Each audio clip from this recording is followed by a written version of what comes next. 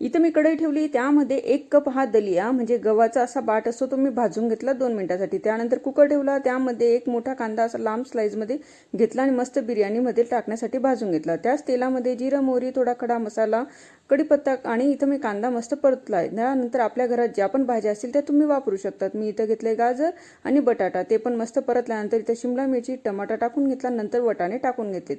भाज्या तुम्ही कमी जास्त करू शकतात। नंतर 2 हिरव्या मिरच्या टाकून घेतल्या, 2 चमचे लाल तिखट, अर्धा चमचा गरम मसाला, अर्धा चमचा हळद आणि 2 चमचे मस्त बिर्याणी मसाला टाकून घेतलाय। नंतर भाजलेला दलिया आणि अर्धा कप ही मुगाची डाळ यामध्ये टाकली। मस्त ही बिर्याणी बनून तयार होते।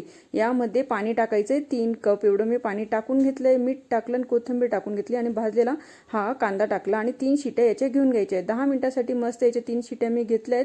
मस्त मऊ लुसलुशीत आपली दलियाची बिर्याणी बनून तयार झाली। तुम्ही याला दलियाची खिचडी बिर्याणी म्हणू शकतात। व्हिडिओ आवडला असेल तर लाईक, शेअर, सबस्क्राईब करा।